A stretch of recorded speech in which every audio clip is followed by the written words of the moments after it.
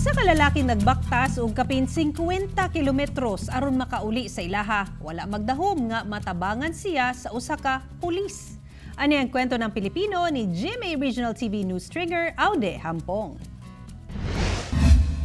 Sa kuha sa CCTV video sa checkpoint sa National Highway sa Barangay Baloy-Buan sa Pagadian City alas 10 Lunes sa gabi, makita ang usa ka pulis nagmando diin matag motorista ang moagi ipailawom sa routine inspection.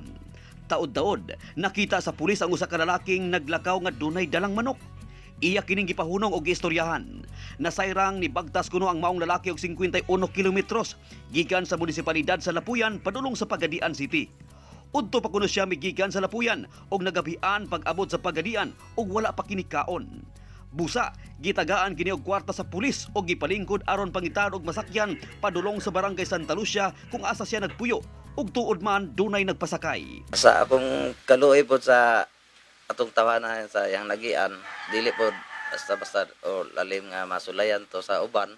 Kung natay matabang, dili lang isiga nga usa ko ka pulis, pwede man ta katabang nga bilang isa lang ordinaryong tawo.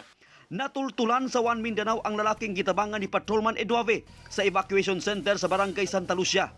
Siya si Jonard Papik. Apil di ay ang iyang pamilya sa nasurugan ni adtong Pebrero ning tuiga og nagtukod na lang og gamayng tindahan aron dunay panginabuhian. Wala gyud daw siya magdahom nga tabangan siya ni Patrolman Eduave. Unsa, man kay kwarta. Siguro no, kung wala sir. Wala pa kay kaon, wala pod sir. Kay paglakaw nako sir, udto pandako gikan sa Lapuyan. Kay muli pa og Lapuyan kasi pause ko muli. Unsa, ningana po ko siya, salamat. Ingana po siya sa kwa, tos kaluoy po nimo. Kanay mong gyagyan, wagi na mo na nagi pag-eskwela na mo. Sa gihimo ni Eduave, daghan sa iya mga kabaro ang nagkadaig kaniya, labi na ang iyang kapikas. Proud kay ko sa akong bana nga kuan kanang seryoso jud kay siya ga duty ana dayon. Bisag unsang mga orasa kabalo na jud ko ana niya inana na gyud siya pagkatawo kanang snapihon ba kanang on time. Dayon kung bahin pud sa pagka makiluluyon niya sa mga tao naa na gyud na sayahay. Para kanimo Patrolman Chodor Eduave, usa ka snappy salute sa imong pagkatinabangon.